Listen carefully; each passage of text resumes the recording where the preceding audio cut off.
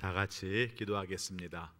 아버지 하나님, 저희들을 사랑하셔서 주의로 3일 동안 주님의 뜻 가운데에 살게 하여 주시고, 오늘 수요 저녁 예배 함께 모여 또 온라인 예배로 드리게 하심을 진심으로 감사합니다.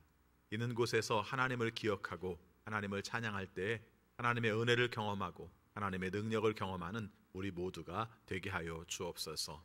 먼저 하나님께 찬양하고자 합니다.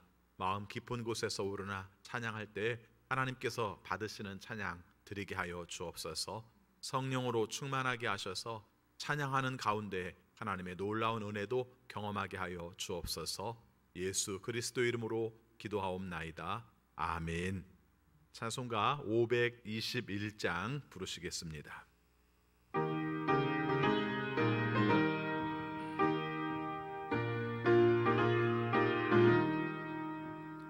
구원으로 인도하는 그 길은 참 좁으며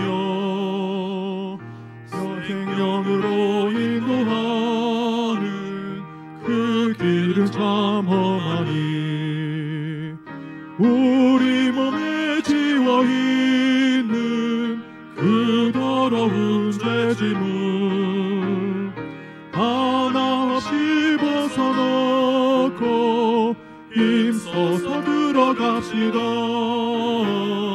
구원으로 인도하는 그 좁은 문 들어가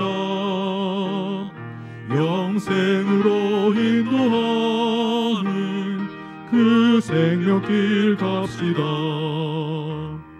이 세상에 많은 사람 큰 문으로 들어가 넓은 길로 갈지라도 멸망으로 끝나니 세상 어떤 부귀영화 모두 내어버리고 주의 말씀 순종하여 그 생명길로 갑시다. 구원으로 인도하는 그 좁은 문 들어가 영생으로 인도하는 그 생명길 갑시다. 구원의 문 열렸으니 주의 공로 힘입어 주저 말고 들어가서 생명길로 갑시다. 구원의 문 닫힌 후엔 들어가고 싶으나 한 번 닫힌 구원의 문 또 열려지지 않으리. 구원으로 인도하는 그 좁은 문 들어가 영생으로 인도하는 그 생명길 갑시다.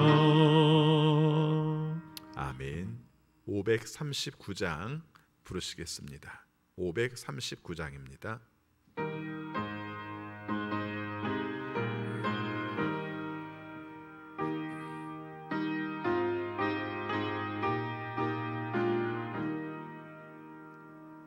너 예수께 조용히 나가 내 모든 짐 내려놓고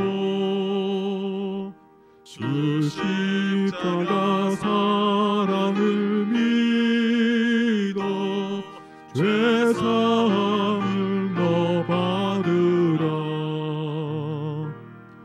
주 예수께 조용히 나가 내 마음을 쏟아놓으라. 늘은 미리 보시는 주님 그 은혜를 베푸시리. 주 예수의 은혜를 입어 내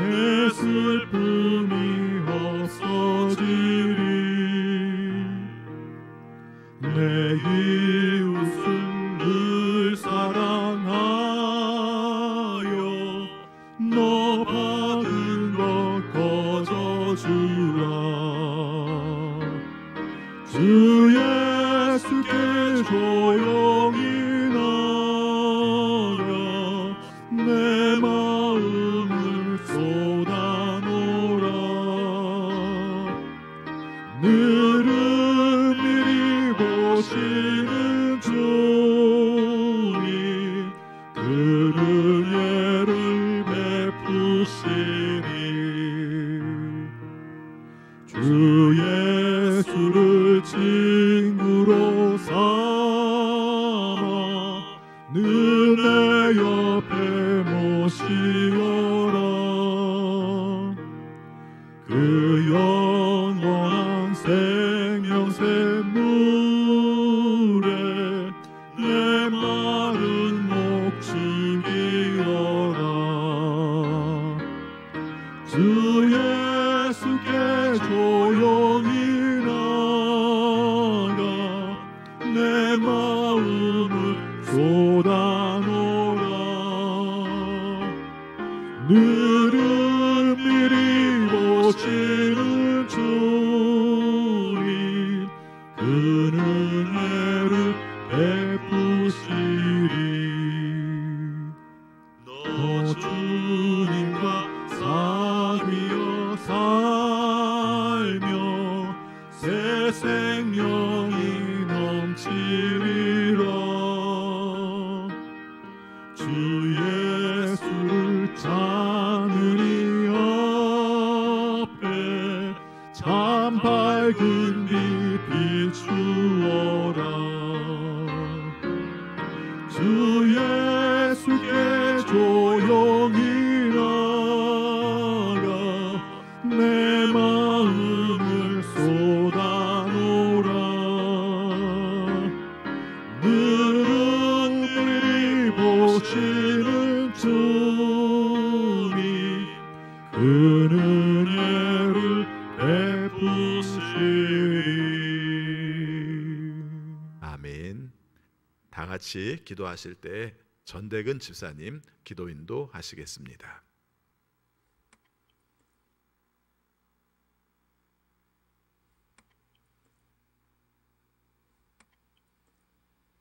참으로 고맙고 감사하신 우리 아버지 하나님, 코로나19로 어려운 중에도 온라인을 통해 예배의 자리에 나오게 하셔서 하나님을 찬양하고 말씀을 듣게 하심을 감사드립니다. 질병과 전쟁과 경제 문제로 전 세계가 어려운 시기입니다. 이 나라와 사회에도 수많은 문제가 있고 교회와 가정에도 뜻하지 않은 많은 어려움이 있습니다. 특히 건강으로 힘든 성도들이 많습니다. 하나님께서 꼭 치유하시는 능력으로 해결하여 주시옵소서. 경제적으로 어려움을 겪고 있는 성도들에게도 회복되는 일을 경험하게 하여 주시옵소서. 때로는 내 인생을 내가 하찮게 여깁니다. 하지만 하나님은 나를 위대하게 살아가도록 창조하셨음을 믿습니다. 99마리 양보다 잃어버린 한 마리 양을 기쁘게 여기신다 말씀하시는 주님을 믿습니다. 나보다 나를 잘 아시고 나 한 사람의 인생을 우주 만물보다 더 소중하게 여기시는 분이심을 믿고 감사와 찬양을 드립니다. 하나님, 우리의 죄를 회개합니다. 내 능력, 내 힘, 내 생각만으로 살아가려다 죄의 수렁에 빠져 낙심하는 연약한 존재입니다. 이러한 불쌍한 우리를 용서하여 주십시오. 우리는 주님을 믿고자 하는 마음뿐일지라도 주님은 능력의 손으로 우리를 지켜주시고 인도하여 주시옵소서. 교회의 모습이 내 모습의 거울이고 다른 성도의 모습이 내 모습의 거울이고 우리 가족의 모습이 내 모습의 거울입니다. 나는 바로 서게 하시고 남보다 낮아지게 하시고 이해하고 섬기고 보살필 수 있는 마음을 갖게 하시옵소서. 주님은 우리에게 필요한 것을 이미 모두 주신 줄 믿습니다. 하지만 우리의 눈이 감겨서 주님이 주신 복을 알지 못하니 주님께서 우리의 마음과 생각을 여시어 참된 복의 자리를 경험하게 도와주시옵소서.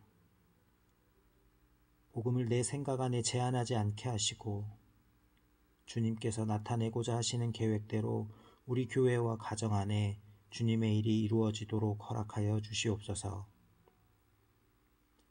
주님을 믿기로 선택하는 삶의 모든 순간이 위대한 일을 시작하는 순간임을 기억하며 주어진 매 순간이, 매 만남이, 매 사건이 주님의 은혜가 가득하길 원합니다. 이제는 우리가 그리스도 예수 안에서 새로운 피조물이라고 하신 주님, 오늘의 이 예배가 어쩌다 걸리는 은혜가 아닌 필연적이며 예비하신 은혜로 여겨지는 예배가 되게 하여 주시옵소서. 말씀을 전하시는 목사님의 입술을 주장하여 주시고 듣는 성도들의 마음을 열어주시어 우리로 하여금 하나님의 끝없는 사랑을 경험하는 귀한 은혜의 자리가 되게 도와주시옵소서. 감사드리며 이 모든 말씀 예수님의 이름으로 기도드립니다. 아멘.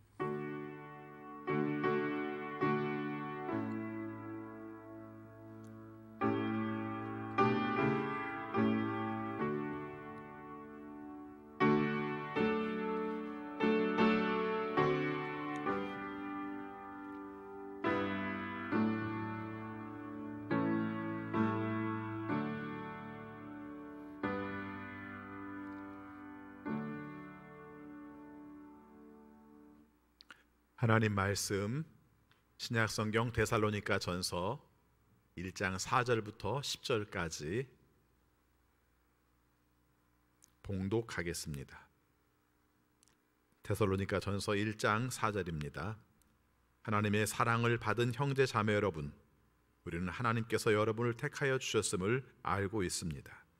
우리는 여러분에게 복음을 말로만 전한 것이 아니라 능력과 성령과 큰 확신으로 전하였습니다. 우리가 여러분 가운데에서 여러분을 위하여 어떻게 처신하였는지를 여러분은 알고 있습니다. 여러분은 많은 환난을 당하면서도 성령께서 주시는 기쁨으로 말씀을 받아들여서 우리와 주님을 본받는 사람이 되었습니다. 그리하여 여러분은 마케도니아와 아가야에 있는 모든 신도들에게 모범이 되었습니다. 주님의 말씀이 여러분으로부터 마케도니아와 아가야에만 울려 퍼진 것이 아니라 하나님을 향한 여러분의 믿음에 대한 소문이 각처에 두루 퍼졌습니다. 그러므로 이것을 두고는 우리가 더 말할 필요가 없습니다. 그들은 우리를 두고 이야기합니다. 우리가 여러분을 찾아갔을 때 여러분이 우리를 어떻게 영접했는지, 어떻게 해서 여러분이 우상을 버리고 하나님께로 돌아와서 살아계시고 참되신 하나님을 섬기며 또 하나님께서 죽은 사람들 가운데에서 살리신 그 아들 곧 장차 내릴 진노에서 우리를 건져주실 예수께서 하늘로부터 오시기를 기다리는지를 그들은 말합니다. 아멘. 수요 예배를 맞이하여 또 온라인으로 예배하시는 여러분 모두에게 하나님의 크신 사랑이 함께 하시기를 축원합니다. 지난번부터 데살로니가 전서 말씀을 함께 읽고 있습니다. 서신서를 읽을 때 우리가 꼭 기억해야 될 것은 데살로니가 교회의 이야기라고만 생각하시지 말고요, 데살로니가 교회에 보낸 편지의 내용이지만 우리에게 권면하는 내용이다라는 생각을 가지고 함께 살펴야 됩니다. 시대의 차이로 보면은 1900년 내지 2000년 정도의 차이가 있지만 우리가 모여 사는 신앙의 원리는 똑같습니다. 공동체를 이루는 교회의 원리도 똑같습니다. 그래서 데살로니가 교회를 통해서 주시는 교훈도 현재 우리의 삶 가운데에서 어떤 의미를 주시는지를 함께 살펴야 됩니다. 지난 시간에 데살로니가 교회가 세워진 과정과 또 사도 바울이 복음을 증거하게 된 내용들을 잠깐 말씀을 드렸습니다. 사도 바울 입장에서는 데살로니가 교회를 생각할 때마다 늘 안타까운 마음이 있었어요. 복음을 잘 전해서 완벽하게 전해서 그 사람들이 좀 정착할 수 있도록 키웠으면 좋았을 텐데 데살로니가 지역 사람들이 하도 반발을 해서 좀 구별을 해야 됩니다. 데살로니가 교회 사람들이 그랬다는 게 아니라 데살로니가 지역 사람들이 하도 반발을 해서 사도 바울이 거기에 오래 머물지 못하고 다른 지역으로 갔단 말이죠. 왠지 좀 더 전해줬어야 되고 뭔가 좀 가르쳐줬어야 되는데 좀 성장하는 모습을 봤어야 되는데 그걸 하지 못해서 늘 안타까운 마음을 가지고 있었던 거예요. 근데 그에 비해서 데살로니가 교회가 정말 많은 공급을 받지 못한 것에 비해서 훨씬 더 잘 자랐어요.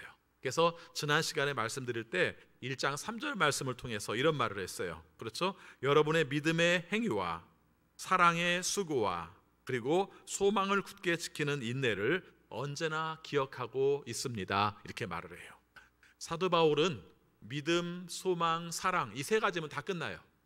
그렇죠? 예, 이 세 가지를 제일 중요하게 여겼고 신앙의 기본적인 틀 가운데 제일 중요하게 여겼는데 이 틀을 바로 데살로니가 교회의 신앙의 체계로 말을 했고 이 신앙의 체계가 잘 갖춰진 교회로 설명을 했던 것입니다.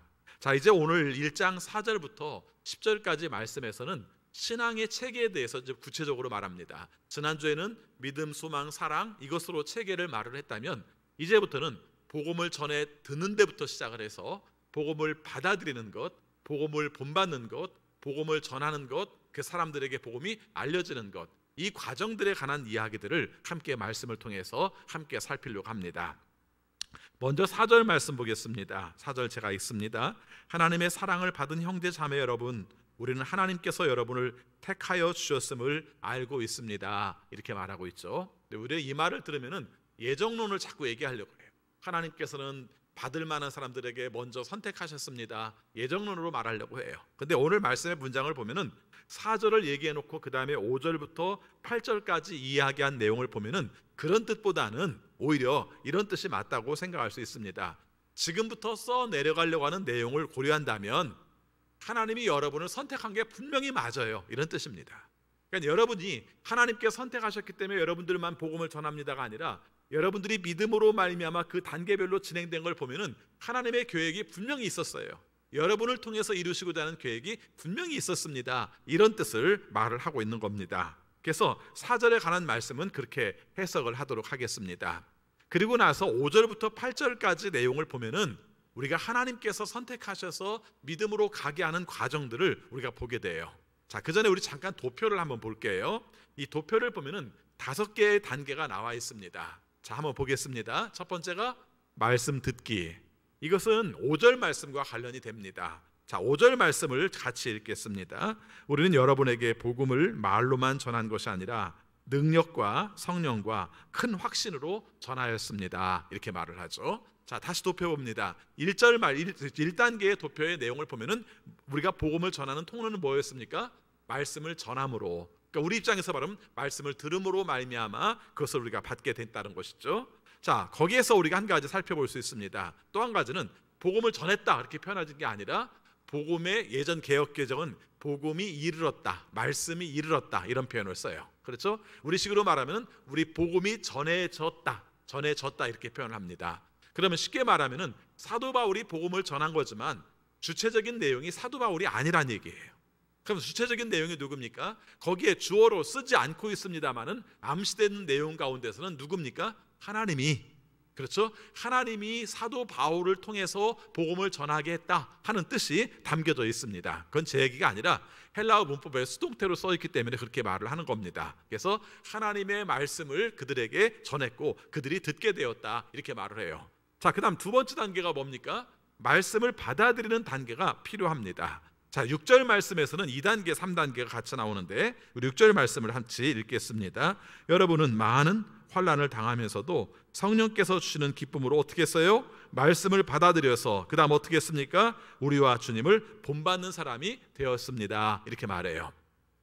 도표에서 보면은 2단계, 3단계가 여기서 지금 같이 나오는 겁니다. 그래서 두 번째 단계에서 말하고 있는 내용들이 바로 복음을 받아들인 내용들이 나오죠. 받아들였어요. 전하는 사람이 있으니까 들었죠. 들은 다음에 받아들였어요. 수용을 얘기하는 거예요. 귀로만 듣는 게 아니라 마음으로 받아들인 거예요. 받아들인 다음에는 그 다음에 해야 될 일이 있습니다. 뒤에 가서 오늘 좀 열심히 이 부분을 설명하려고 하는데 그 다음에는 본받으려고 노력을 했어요. 이 본받는 방법은 여러 가지가 될 수 있죠. 성경에 있는 내용을 그대로 살아보려고 하는 것도 본받는 거고 사도 바울이 했던 삶이나 하는 말씀을 그대로 살아보려고 하는 것도 본받는 거고 그리고 우리가 좀 더 근접한 것은 우리 중에 있는 정말 신실한 장로님이나 권사님이나 아니면 집사님이나 이름이 없는 사람이라 할지라도 신실하게 믿음을 살려고 하는 그 사람들을 본받는 것들을 다 말하고 있는 겁니다. 그래서 사도 바울이 여기서 말한 세 번째 단계에서는 우리와 주님을 본받는 사람이 되었습니다 라고 말을 하고 있어요. 자, 네 번째 단계는 7절에 나옵니다. 7절 말씀 같이 읽겠습니다. 그리하여 여러분은 마케도니아와 아가야에 있는 모든 신도들에게 모범이 되었습니다. 이렇게 말을 합니다. 자, 전에는 본받았어요. 그렇죠? 내가 다른 사람을 본받았습니다. 3단계는 본받았습니다. 4단계는 어떻게 되었습니까? 다른 사람들이 본받을 만한 존재가 되었어요. 그게 4단계라는 거예요. 그렇죠? 자, 그 다음에 5단계입니다. 5단계의 내용은 더 확장되는 내용인데, 자, 8절 말씀 같이 읽겠습니다. 주님의 말씀이 여러분으로부터 마케도니아와 아가야에만 울려 퍼진 것이 아니라 하나님을 향한 여러분의 믿음에 대한 소문이 각처에 두루 퍼졌습니다. 그러므로 이것을 두고는 우리가 더 말할 필요가 없습니다. 이렇게 말하는 겁니다. 자, 도표에서 5번째 단계로 볼 것 같으면 어떤 단계에 이르렀는가? 모든 사람에게 다 알려지는 관계가 되었다. 여기 표현이 재밌잖아요. 울려 퍼지게 되었다. 영향력을 미치게 되었다. 이제는 교회가, 우리는 교회입니다, 우리는 교회인으로서 삽니다, 이런 말을 하지 않아도 모든 사람들이 알게 되었다는 것이죠. 7절과 8절의 차이가 있어요. 7절은 마케도니아와 아가야에 있는 사람들에게 모범이 되었습니다. 아, 데살로니가 교회는 참 우리의 모범적인 교회예요, 이렇게 말을 했다면 8절은 거기뿐만 아니라 다른 모든 사람들에게까지도 와, 그 교회래, 새로운 공동체가 세워졌는데 그 공동체는 그렇게 산대, 우리가 사는 삶의 방식과는 다르대, 그런 놀라운 능력이 있어, 이렇게 말하는 것이 바로 데살로니가 교회가 형성되고 세워져 가고 완성돼 가는 내용이라고 표현을 하고 있는 겁니다. 오늘 말씀을 읽으면서 그런 생각을 했어요. 저게 참 부러운 교회 모델이에요. 그렇죠? 예, 신앙의 성장에 가장 좋은 모델이에요. 우리가 교회를 몇 년 다녔냐가 중요한 게 아니라 저 일들이 3개월 만에 이루어질 수도 있고 저 일들이 30년이 지나도 안 이루어질 수도 있는 거예요. 그럼 그 차이가 뭐겠는가? 이게 참 되게 마음 아프고 힘든 일이죠. 요즘 한국 교회를 얘기할 때마다 교회가 세상을 변화시키는 게 아니라 세상이 교회를 변화시키려고 하잖아요. 그렇죠? 교회 너네들 제발 좀 그러지 마, 너희들 그렇게 하면 정신 못 차리면 너희들 교회 다 망해, 이러고 있단 말이죠. 이랬을 때 우리의 삶 가운데 가장 중요한 말씀이, 그럼 어디서부터 잘못됐지? 이걸 봐야 한다는 거예요. 저 5개의 그림, 저 5개의 도표를 보면서 오늘 우리는 어떤 위치에 있는가, 어디서부터 잘못되었는가, 어떻게 해서 우리가 고쳐야 될 것인가 하는 내용들을 살펴야 되는 것을 말해주고 있는 거예요. 그러니까 데살로니가 교회는 모델적인 교회로 사도 바울이 아주 가장 적합하게 말씀을 잘 들었어요.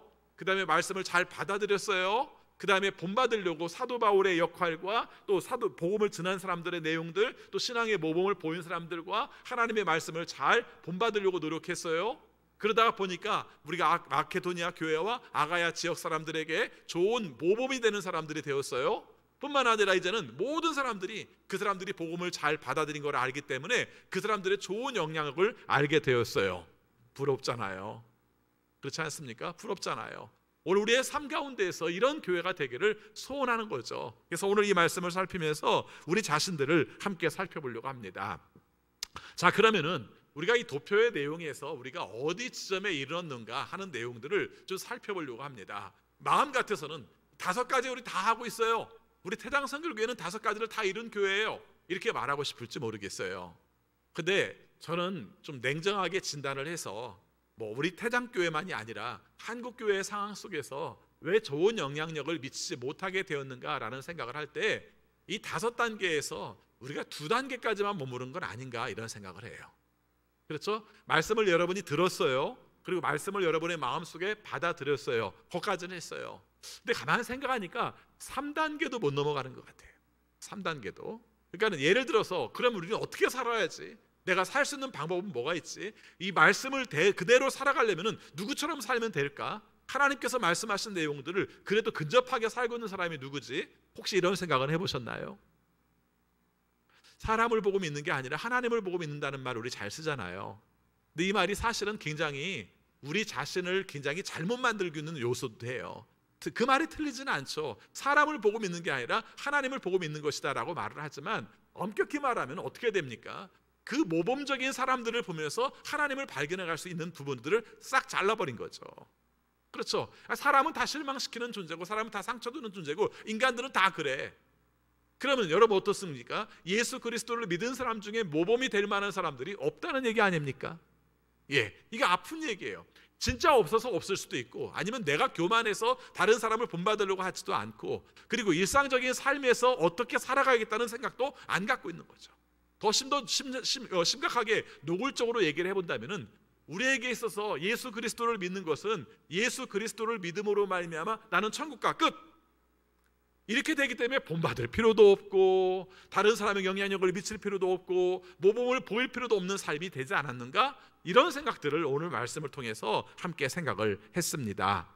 우리가 교회만 다니고 복음만 듣는 게 아니라 복음을 들은 다음에 어떻게 우리가 살아야 될 것인가, 이 문제에 대한 고민이 있어야 되잖아요. 그렇죠? 내가 살아가는 삶 가운데서 내가 어떤 상태인가를 알고 그것을 삶으로 옮기는 것들이 필요한 내용이죠. 그래서 실제적으로 우리가 본을 받는다, 본을 보인다, 이런 내용들은 2장에 가서 우리가 좀 더 살피려고 합니다. 다만 오늘 말씀에서는 우리가 받아들이는 과정부터 어떻게 우리가 받아들이고 있는가, 우리가 삶 속에서 어떤 역할들을 우리가 감당하며 살아가야 되겠는가, 이 부분들을 살펴보려고 합니다. 자, 그러면은 오늘 말씀에서 강조하는 내용 중에 하나가 하나님의 복음이 무엇인가에 대해서 말씀을 하고 있습니다. 여러분 9절과 10절 말씀을 보면요, 우리의 신앙이 무엇인가를 짤막한데 굉장히 간단하게 얘기를 해요. 자, 9절 말씀 10절 말씀 같이 읽겠습니다. 그들은 우리를 두고 이야기합니다. 우리가 여러분을 찾아갔을 때 여러분이 우리를 어떻게 영접했는지, 어떻게 해서 여러분이 우상을 버리고 하나님께로 돌아와서 살아계시고 참되신 하나님을 섬기며 또 하나님께서 죽은 사람들 가운데 살리신 그 아들 곧 장차 내릴 진노에서 우리를 건져주실 예수께서 하늘로부터 오시기를 기다리는지를 그들은 말합니다. 이렇게 말을 해요. 여러분, 이게 재밌는 말씀이에요. 사람들이 말을 해요. 그 사람들 말이야, 사도 바울이 왔을 때 이렇게 복음을 영접한 사람들이야. 뭘 영접했는데? 세 가지로 말할 수가 있지. 첫 번째는 우상을 버렸어. 사도 바울이 복음을 증거할 때마다 그들은 우상을 버렸어. 남들이 얘기하는 거예요, 남들이. 그 다음에 두 번째는 뭐 했는데? 살아계신 하나님을 섬기게 되었어. 이렇게 말을 한 거예요.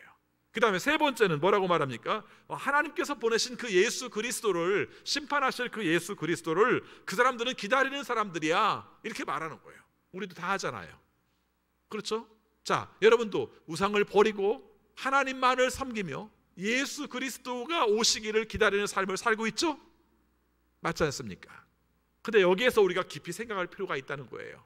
이 말씀이 복음이고 복음을 듣는 것이고 복음을 수용하는 것인데, 이 부분들이 온전하게 잘 되지 않으면 그 다음부터는 본받으려고 하지도 않고 다른 사람들에게 모범이 되는 것을 중요하게 여기지도 않고 다른 사람의 영향력을 미치는 것도 중요하지 않게 되더라는 겁니다. 그러니까 조금 전에 말씀드렸던 도표 중에서 말씀을 듣는 것과 말씀을 받아들이는 것이 바로 이 내용이었죠. 이 내용에 대해 사람들이 평가했어요. 그런데 이 받아들이는 내용 가운데서 우리의 삶은 어떻게 온전하게 살아갔는가 하는 것입니다. 사람들이 그 말을 많이 해요. 어떤 어려운 문제가 벌어졌을 때 문제 자체에 몰두하지 말고 복음으로 돌아가라, 이렇게 얘기를 합니다. 이 사도 바울의 방법이거든요. 어떤 문제가 벌어지면은 문제가 벌어진 것들을 어떻게 해결할 것인지, 법적으로 정리할 것인지, 논리적으로 설명할 것인지 안 해요. 그리고 뭘로 말합니까? 복음을 다시 얘기해요. 목사님 그거 말고요, 지금 복음 얘기가 문제가 아니잖아요. 우리 복음 다 알아요. 아니에요. 아닙니다. 지금 복음이 중요합니다. 여러분들이 지금 온전하게 서지 못하고 갈등을 하고 있는 이유는, 가장 큰 이유는 복음이 완전하지 못해서 그래요. 복음 가운데 섰으면 이런 문제가 없어요. 이렇게 해서 복음부터 시작하는 거예요. 오늘 말씀에서 사도 바울은 오히려 이걸 칭찬으로 얘기한 거예요. 많은 사람들이 얘기합니다. 여러분들이 복음을 들은 다음에 바로 우상을 버렸고 그 다음에 하나님만을 섬겼고 그리고 다시 오실 예수 그리스도를 영접했다고 말을 합니다. 옳은 거예요. 이게 진짜 중요해요. 여러분들 잘한 거예요. 이렇게 말을 한 거예요. 사도 바울의 이야기를 들을 때는 좀 저는 두 가지로 들어요. 하나는 진짜 잘해서 칭찬하는 내용으로도 듣고요. 또 한 가지는 칭찬함으로 말미암아 내가 그렇게 살지 못하는 것들을 깨달아 돌이키게 하는 의미도 있는 것 같아요. 그런 생각이 많이 들어요. 그래서 오늘은 좀 덜합니다만은 예를 들어서 이제 갈라디아서나 고린도전서는 여러분이 아시는 것처럼 좀 잘 못한 상태에서 쓴 편지란 말이죠. 그런 내용에서 보면은 잘하는 걸 일부러 얘기하는 부분들이 있어요. 저는 여러분들을 그렇게 믿습니다, 이렇게 말하는 부분이 있는 것이죠. 자, 그래서 여기에서 강조하는 내용들도 이 교회가 감당할 것이 뭐냐? 복음이다. 복음은 뭐냐? 한마디로 말하면 하나님의 심판을 피할 수 없는 죄인이 바로 예수 그리스도의 대속적인 죽음으로 말미암아 하나님 나라를 받아들이는 거야, 이런 내용이죠. 그렇죠? 그래서 이 세상에 사는 동안에도 하나님 나라를 이 땅에서 우리가 만들어가는 것이고 찾아가는 것이고 하나님의 은혜를 경험하는 것이고 하나님의 실제를 경험하는 거야. 그러니까 지금 하나님 나라를 여기서 경험하는 거야. 이게 바로 복음이라는 겁니다. 여러분, 우리의 신앙 속에서 처음에 잘못 받아들인 것 같다, 잘 수용하지 못하고 있는 것 같다라고 말한 부분이 바로 이 부분에 있는 거예요. 우리는 왜 그렇게 됐는지는 모르겠지만 하나님 나라를 얘기할 때마다 자꾸 죽어서 가는 천국을 얘기해 버렸어요. 그렇죠? 여러분, 그게 없는 게 아니라 지금 예수 그리스도를 영접함으로 말미암아 하나님의 뜻을 추구하고 하나님께 더 좋은 가치를 갖고 하나님이 원하시는 것으로 살아가는 삶의 내용들을 갖는 것, 이게 믿음 가운데서 중요한 거예요. 여러분, 신앙생활하면 좋으십니까? 한번 배워가지고 우리는 다 합니다. 예, 좋습니다. 그렇게 말을 합니다. 그럼 뭐가 좋아요? 하나님께서 우리에게 복 주십니다. 그 다음에는요, 천국 갑니다. 이거예요.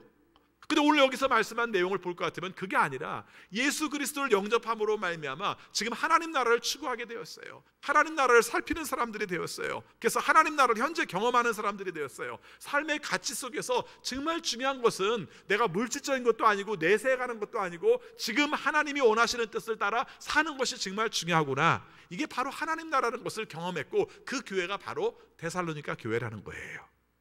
이게 바로 데살로니가 교회가 칭찬받을 만한 일이고, 현재의 삶 가운데서 하나님이 원하시는 나라들을 이루어 갔다는 것을 표현하고 있는 것입니다.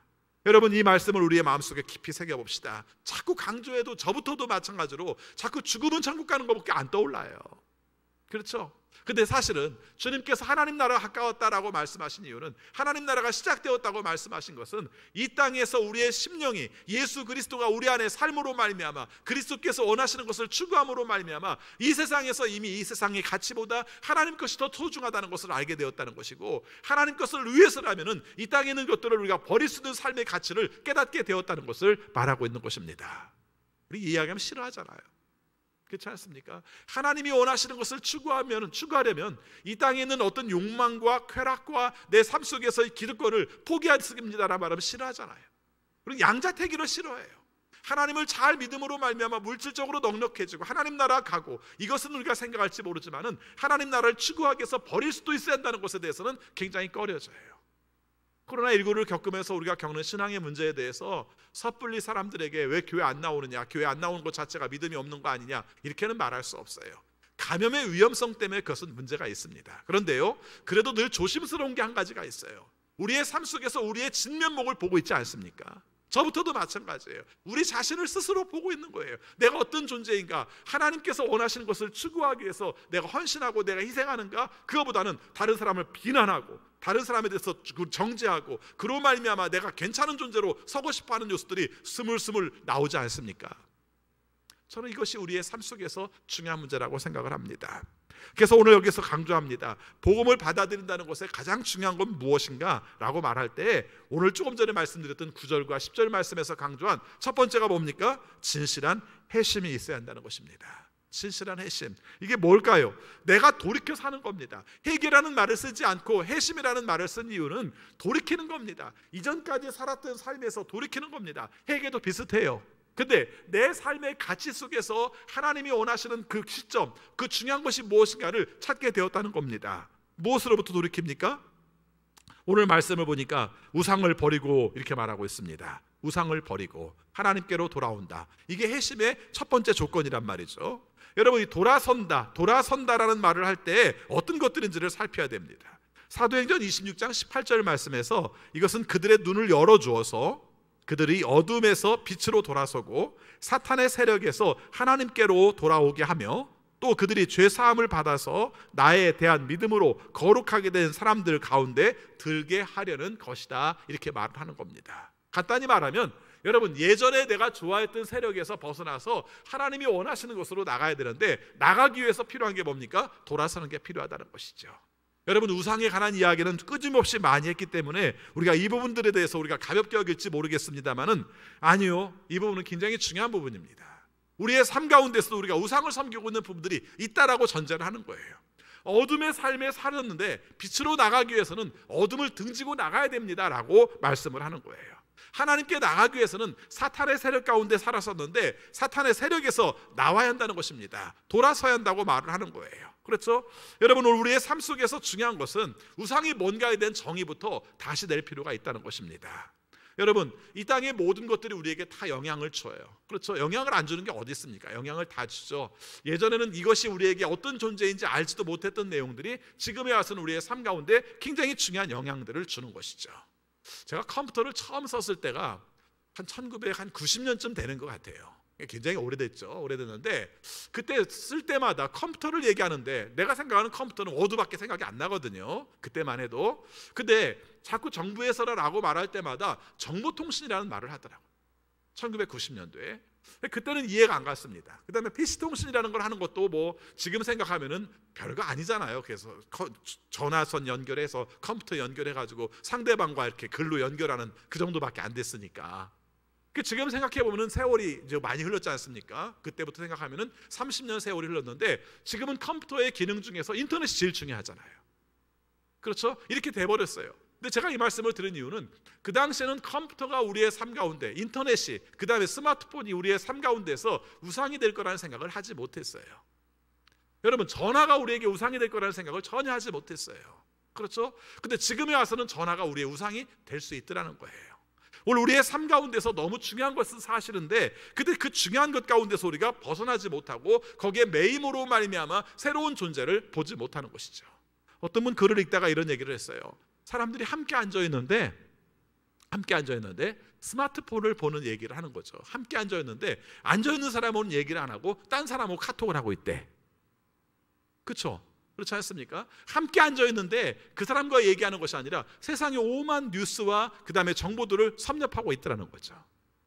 단면으로 그 그림을 그리고 싶더라고요. 그런 그림도 어디 있을 법도 한데, 그렇지 않습니까?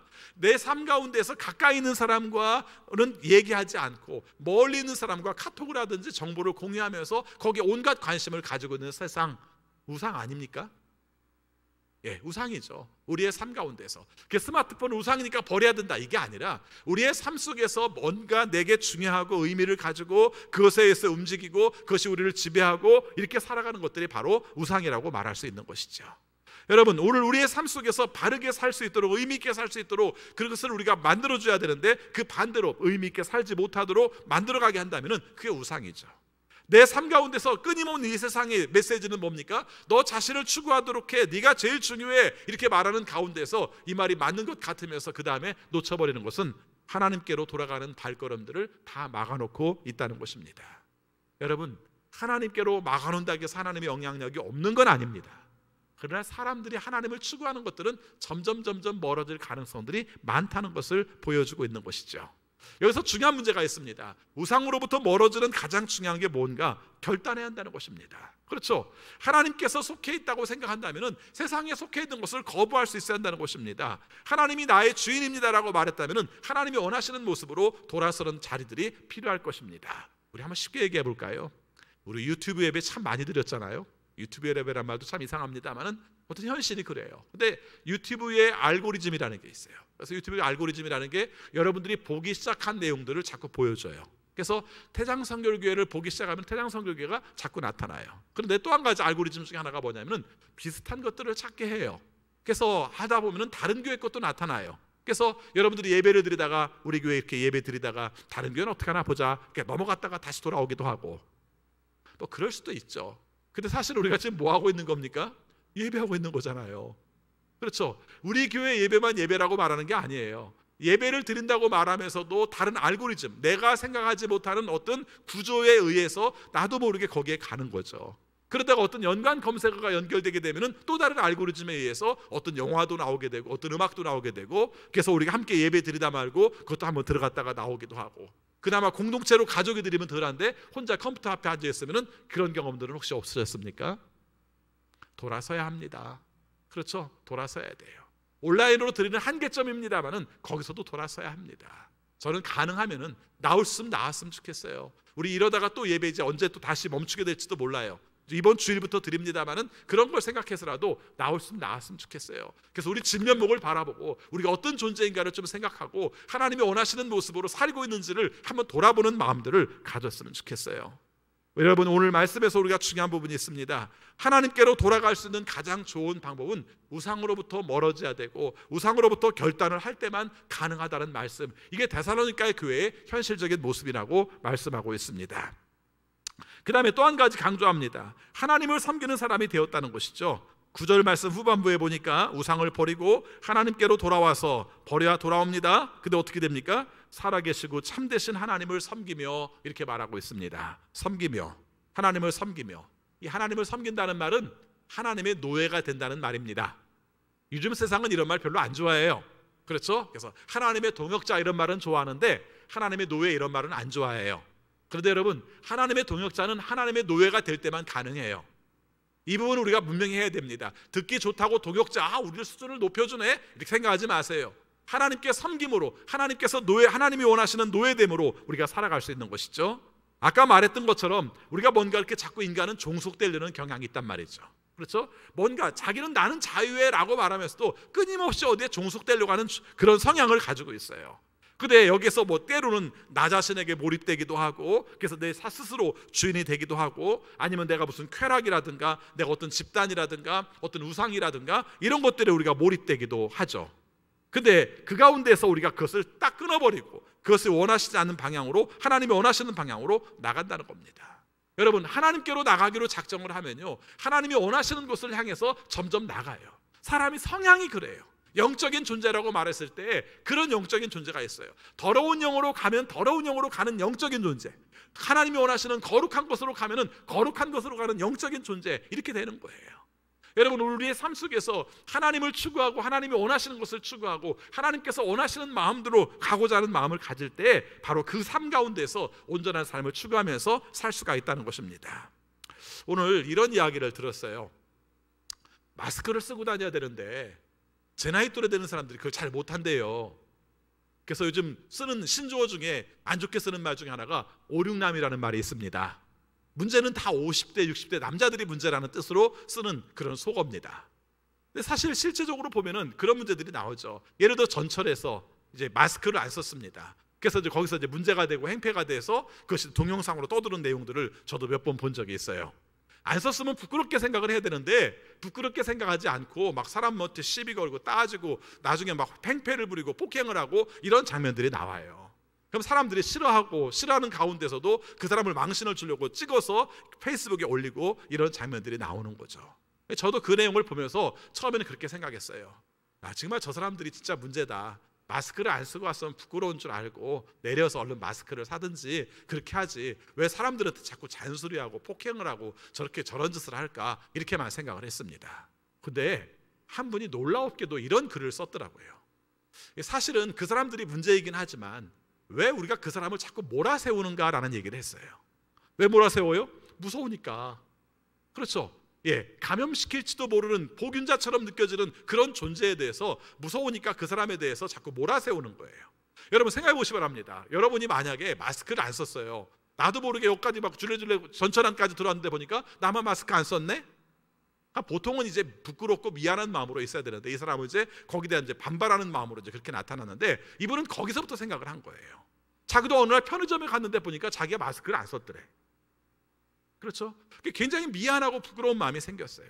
그러면서 그 장면들을 연상하면서 이 사람이 말한 게 뭐냐면은, 왜 우리는 그 사람을 자꾸 몰아세우는가? 그 사람이 이렇게 분노하게 하고 그 사람이 폭행으로 가도록 만드는가? 우리가 잘못 오해하면은 마치 그 주변에 있는 사람들이 나쁜 사람이 이 사람 착한 사람처럼 보일지 모르겠습니다만 그게 아니라 뭔가 잘못됐을 때 몰아세움으로 말미암아 나타나는 또 하나의 잘못된 모습들이 등장하게 되는 원리를 그 사람이 얘기를 한 거예요. 그러면서 이런 얘기를 하는 거예요. 만약에 그 시점에서 한 사람이 아저씨 나오실 때 마스크를 못 쓰고 나오셨나 봐요. 제가 마스크 여분 있을게 하나 드릴게요 라고 말했다면 그래도 나 안 써 그랬겠는가? 뭐 그럴 수도 있죠. 그러나 또 한편 생각해 본다면 아까 말한 것처럼 오히려 거기서 모든 것이 끝날 수도 있지 않겠는가 하는 것이죠. 제가 이 말씀을 드리는 건 뭐냐면요, 그분이 믿는 사람인지 안 믿는 사람인지 모르겠어요. 근데 오늘 우리의 삶 가운데서도 뭔가 잘못된 사람들에 대해서 잘못됐어, 왜 그런지 모르겠어, 공격성으로만 가고 있으니까 안 바뀌는 거예요. 하나님이 원하시는 삶으로 살아갈 때 가장 큰 특징이 있다면 공격성으로 나가는 게 아니라 저 사람을 어떻게 선한 쪽으로, 평화적으로 저 사람이 온전한 모습으로 세워줄 수 있도록 할 것인가로 가는 게 맞지 않겠는가 하는 것이죠. 한국 사회는 지금 다 화난 사회잖아요. 그렇죠? 다 화가 나 있어요. 건들기만 해봐 나 화낼 거야, 이런 사회에 살고 있어요. 크리스찬들도 마찬가지예요. 서로 이쪽을 공격하고 저쪽을 공격하면서 서로 방어하는 가운데서 공격하는 그 모습들이 너무 안타까워요. 여러분, 이런 모습을 바라볼 때 우리가 생각할 수 있는 내용 중에 하나가, 하나님을 섬기면 섬길수록 다른 사람들의 마음을 헤아리게 되고 다른 사람들이 추구하는 삶에 대해서 어떤 의미들을 찾게 되는지를 바라보는 마음들이 갖는 게 아니겠는가 하는 것이죠. 하나님을 섬긴다는 게 뭡니까? 알고 보면은 하나님이 원하시는 대로 사는 거 아니에요. 하나님이 원하시는 게 뭡니까? 서로 평화롭게 살기를 원하고 서로 사랑하기를 원하고 서로 화해하기를 원하는 거 아니겠어요? 그러면 상대방이 잘못했을 때에도 우리의 삶 가운데 하나님을 섬긴다고 말한다면 그 사람이 온전한 것으로 돌아오기 위해서 하신 것이죠. 왜 예수님은 십자가에 못 박혀 죽으심으로 우리를 구원하셨어요? 우리 이 질문을 늘 할 때마다 대답이 있어요. 그렇지 않습니까?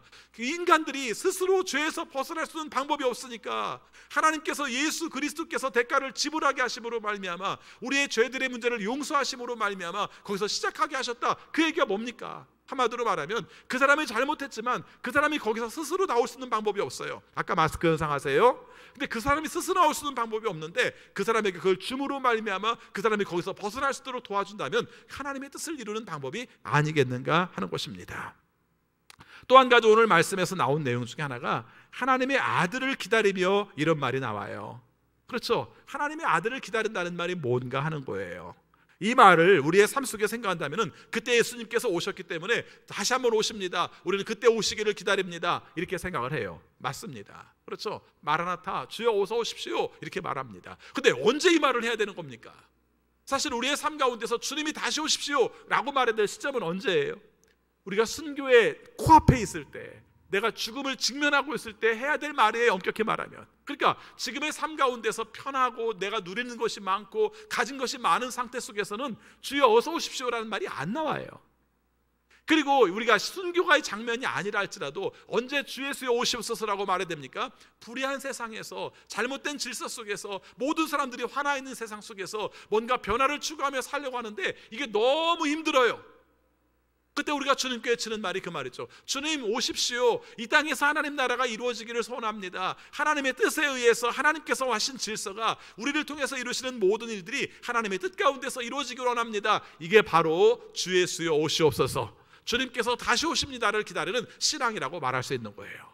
여러분, 주님이 왜 오셔야 돼요? 여러분들이 죽을 것 같기 때문에 주님이 오셔야 되고요. 주님이 왜 오셔야 돼요? 하나님 나라를 추구하며 이루어 가야 되는데 우리의 힘으로 역부족을 느낄 때 바로 주님이 오셔야 되는 시점이라는 것을 말씀하고 있는 것입니다. 시간이 많이 지나서 뒤에 있는 내용들을 좀 간단하게 정리를 해볼게요. 여러분, 오늘 우리의 삶 속에서 하나님이 원하시는 뜻을 추구하면서 살아오고 그것이 회심을 통해서 이루어진다는 말씀을 살폈습니다. 그런데 오늘 말씀에서 한 가지 중요한 내용이 있어요. 그게 뭐냐면요, 데살로니가 교회 사람들에게 복음을 전하면서 여러분이라는 말을 많이 쓰고 있어요. 여러분, 공동체니까 여러분이라고 말할 수 있지 않습니까? 근데 그런 차원보다는 조금 더 깊은 차원을 가지고 있어요. 여러분, 복음을 받아들이는 건 각자 받아들이는 거예요. 회심을 하는 건 각자 회심을 하는 거예요. 그런데 여러분이 복음을 받아들이는 것을 각자 받아들이고 회심을 각자 한다 할지라도 하나님이 원하시는 뜻을 이루어 나가는 과정 속에서의 과정은 공동체적으로 한다는 걸 강조하고 있어요. 여러분, 사실 내가 하나님이 원하시는 뜻을 따라 살기 위해서 우상을 버리고 하나님만을 섬기는 삶을 살려고 할 때 혼자 하려고 하면 힘드는 게 많아요. 그렇죠? 혼자 하려면 힘드는 게 많아요. 다른 사람을 보니까 저분도 그러셨었대, 그때 이런 문제를 겪었을 때 이렇게 우리가 이기셨대, 그래서 저 뜻을 감당하게 되었대 하면서 힘을 얻어요. 요즘 우리가 새벽 이슬 은혜방을 통해서 기도 제목들을 제시하고 함께 기도들을 합니다. 근데 그때 제가 느끼는 내용이 뭔 줄 아세요? 어떤 분이 항암 치료를 받게 되었습니다. 우리 권사님을 위해서 기도해 주시기 바랍니다. 그랬을 때 가장 먼저 격하게 공감을 하면서 기도하겠다고 말씀하신 분들이 어떤 분들인 줄 아세요? 먼저 항암 치료를 받고 회복기에 있는 식구들이에요. 그분들도 완전하지 않아요. 늘 조심해야 돼요. 3개월 만에, 6개월 만에, 1년 만에 이렇게 병원을 다니면서 아직도 검사를 받아야 돼요. 암이라는 게 바로 끝나버리는 게 아닌 거 아시잖아요. 근데 왜 그렇습니까? 내가 경험한 게 있기 때문에 그 사람이 지금 심정이 얼마나 힘들을지, 그 치료를 받을 때 얼마나 어려울지, 그런 가운데서 두려움이 얼마나 클지를 너무 잘 알기 때문에 이걸 함께 나누고 있는 거예요. 이게 교회입니다. 제가 단적으로 우리가 항암 치료를 받는 분들의 기도 제목만 가지고 말씀을 드렸습니다마는 신앙적으로 우리가 성장하고 살아가는 과정 속에 겪어야 될 모든 어려움의 문제들을 이렇게 함께 돌아보는 것이 바로 교회를 통해서 이루어지는 것입니다. 저 여기서 우리가 생각하는 교회는 바로 그런 거예요. 그래서 나는 다른 사람과 관련을 하지 않겠어. 내가 사람을 보고 믿는 게 아니라 하나님을 보고 믿는 것이지, 이렇게만 말할 문제가 아니라 다른 사람을 본받고 다른 사람을 우리가 따라서 하며 그 사람과의 관계 속에서 좋은 영향력을 받아서 하나님이 원하시는 모습으로 세워지는 것이 어디서 이루어집니까? 바로 교회에서 이루어진다는 것이죠. 저도 부끄러운 게 많아서 여러분 저를 본받으십시오 라는 말을 잘 못해요. 그런데 오늘 말씀 읽으면서 좀 두려운 생각이 많이 들었어요. 그게 뭐냐면 내가 신앙 안에서 여러분들을 양육해 나가는 과정 속에서 이런 면들을 저를 본받으세요라고 말하는 게 사실은 성서적이더라고요. 그렇죠? 예, 이렇게 살아가는 삶이 좀 부족하긴 하지만 제가 이렇게 노력을 하고 있습니다. 이 내용들을 통해서 함께 일어설 수 있도록 도와주십시오. 함께 우리가 간구합시다 하는 게 맞더라고요. 여러분, 우리가 살면서 때로는 이렇게 말합니다. 목사님, 우리 교회 중에서 뭐 본받을 만한 사람이 누가 있나요? 그 교만이에요. 여러분, 우리가 달리 본받는 것이 아니라 그 사람의 믿음 안에서 온전하게 살아가려고 노력하는 걸 본받는 거잖아요. 그렇지 않습니까? 제가 후배들을 만나면 그런 말들을 합니다. 옛날에는 책을 한 권 사면 거기서 설교를 한 10꼭지쯤 찾아내야 이 책이 참 좋은 책이다 라고 말을 했었다. 근데 요즘들은 설교 10꼭지는 그만두고 한 문장만 한 권에서 찾아내도 나는 그 책을 너무 좋은 책이라고 소개를 한다. 제가 그 얘기를 합니다. 별로 이해를 못해요. 근데 여러분, 시간이 지나니까 그런 생각이 진짜 많이 들어요. 많은 것이 나에게 영향을 미쳐서 그게 좋은 책이 아니라 단 한 문장에 영향을 미쳐서, 때에 따라서는 5줄이 나에게 영향을 미쳐서, 때로는 그 영감 하나를, 책에서 말한 건 아니지만 읽다가 느껴진 영감이 하나가 좋아서 내 삶 속에 좋은 영향력을 미칠 때가 참 많더라고요. 여러분, 이것이 바로 교회 안에서 여러분들이 살아가는 삶 가운데 오늘 말씀을 통해서 본받을 만한 사람이 있는가, 내가 어떤 사람을 통해서 본받아야 되는가, 내 삶 가운데서 어떤 일들을 우리가 본받으면서 내가 변화되기를 원하는가, 이런 시도를 한번 해봤으면 하는 그런 내용이라고 말씀을 드리고 싶습니다. 불완전하지만 본받기에는 충분합니다. 저분이 다른 건 모르겠지만은 이런 면들은 참 훌륭해. 이런 내용들을 살펴보시기 바랍니다. 그 어려운 삶 가운데서도 그것을 잘 이겨나가고 그 이겨나감 가운데서 온전하게 살려가는 모습들은 다른 부족한 면들에 비해서 훨씬 나의 삶 가운데 좋은 교훈을 줄 수가 있다는 것입니다. 교만하면 성장을 못해요. 교만이 깨지지 않으면 영적 성장이 이루어지지 않아요. 그래서 오늘 말씀에서 나를 본받고 주님을 본받으십시오 라고 말한 부분도 가볍게 여기지 마시고요, 여러분의 삶 가운데서 변화되는 과정 속에서 함께 돌이키고 본받는 삶들을 살아가시기를 바라겠습니다. 바라옵기는 앞으로 데살로니가 전서를 읽으면서 계속 말씀을 드리겠습니다만은, 요즘 같아서는 세상의 모범이 되는 교회라는 말도 잘 못하겠어요. 세상을 변화시키는 교회라는 말도 잘 못하겠어요. 그러나 우리가 우리끼리 먼저 이 문제들을 잘 극복을 하고 해결을 해서 본을 보일 수 있도록 한다면, 아까 말씀드린 마스크 예를 들면서 한번 여러분 마음속에서 그런 일들을 한번 해보세요. 저는 한번 해보려고 하는데요, 마스크를 그냥 여분의 마스크를 들고 다니는 거예요. 그렇죠? 여분의 마스크를 들고 다니는 거예요. 그래서 어떤 사람이 마스크를 쓰지 않은 상태에서 상대방들이 공격의 눈빛으로 쳐다볼 때 마스크 하나를 전해주는 거죠. 그렇죠? 다른 의도 하나도 품지 말고 그 사람이 곤경에 처하면 얼마나 힘들을까? 아니, 내 것도 내가 잘 못 챙기는데 라고 말할 수 있을지 모르지만 사실은 그런 마음 때문에 오히려 그것을 준비하고 다른 사람들을 위해서 영향력을 미칠 수 있다면 이것도 우리의 삶이 모범적인 삶으로 살아가는 좋은 방법이 아니겠는가 하는 것입니다. 오늘 우리의 삶 속에서 하나님 나라를 추구하여서 하나님이 원하시는 뜻을 이룰 때마다 하나님께 영광이 될 수 있는 우리 모두가 되시기를 바라겠습니다. 기도하겠습니다. 아버지 하나님, 저희들을 사랑하셔서 데살로니가 교회를 통해 우리가 교회의 모델을 함께 살폈습니다. 데살로니가 교회는 하나님의 말씀을 잘 들었고 하나님 말씀을 잘 받아들였으며 하나님이 원하시는 뜻을 따라 본받아 살려고 노력했고, 다른 사람들에게 우리가 모범적인 삶을 살고 또 다른 사람들에게 널리 영향력을 미치는 삶을 살았다는 말씀을 함께 살폈습니다. 그러기 위해서 우리가 복음 가운데 살아야 될 것을 느꼈습니다. 우상에서 멀어지고 하나님을 섬기고 예수 그리스도의 다시 오심을 기다리는 삶을 살 때, 그리고 교회 내에서 서로 본받는 삶을 살기 위해서 노력할 때, 어려울 때 힘들 때마다 상대방들을 통해서 함께 힘을 얻고 상대방을 위해서 함께 기도하는 교회가 될 때 하나님께서 원하시는 좋은 교회가 될 줄을 믿습니다. 우리가 편안한 걸 좋아했고 우리가 말씀 들을 수 있어서 행복해했고 우리끼리 서로 만날 수 있어서 좋아하는 것이 우리들의 현 주소였다면, 이제부터 성령의 도우심으로 하나님이 원하시는 뜻을 따라 성장하고 변화하여 함께 품어갈 수 있는 아름다운 교회, 우리 태장선교교회가 되게 하여 주옵소서. 예수 그리스도 이름으로 기도하옵나이다. 아멘. 찬송가 528장 부르시겠습니다.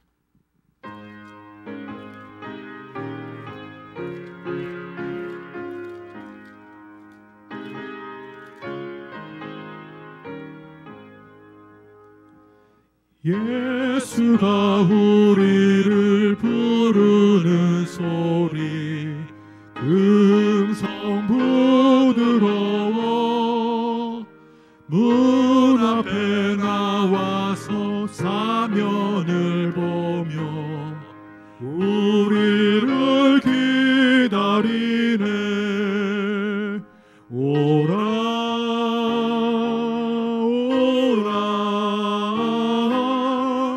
방황치 말고 오라.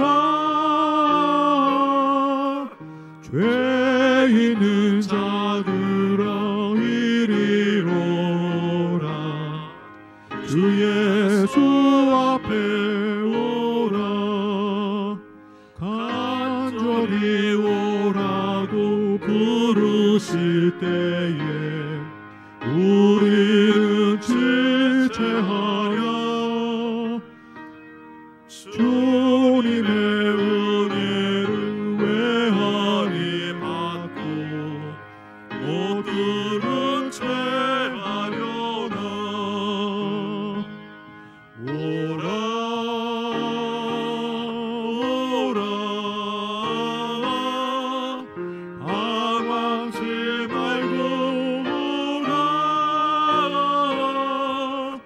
죄 있는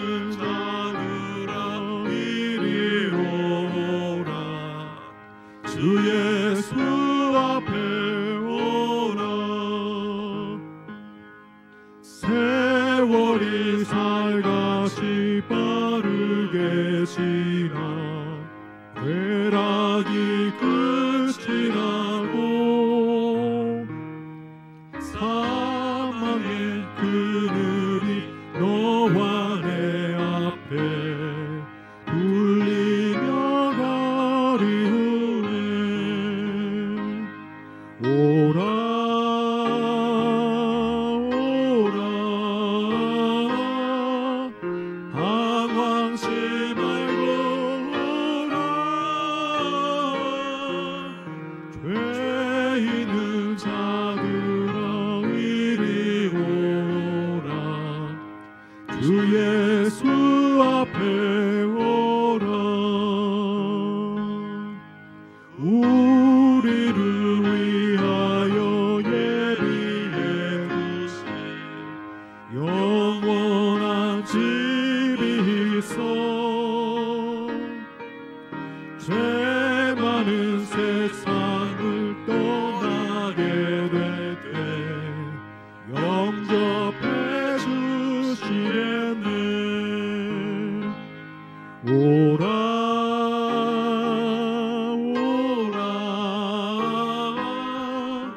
방황치 말고 오라.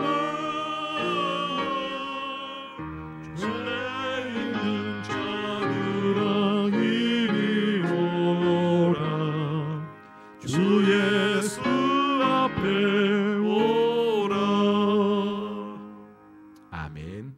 교회 소식 드리겠습니다. 이번 주 주일 9월 27일부터 교회에서 예배를 드립니다. 부득이한 경우가 아니면 함께 나와서 예배를 드리시기 바랍니다. 부득이한 경우는 여러분이 아시는 것처럼 기저질환이 있다든가 또 아침에 미열이 난다든가 또 직장에서 강력하게 나가는 것에 대해서 꺼려할 경우, 이런 경우들을 해당하고 있습니다. 그렇지 않으면 7시 예배, 9시 예배, 11시 예배에 함께 참여할 수 있도록 해주시기 바랍니다. 물론 온라인 예배도 계속해서 송출을 합니다. 여러분께서 기억해 주시기 바랍니다.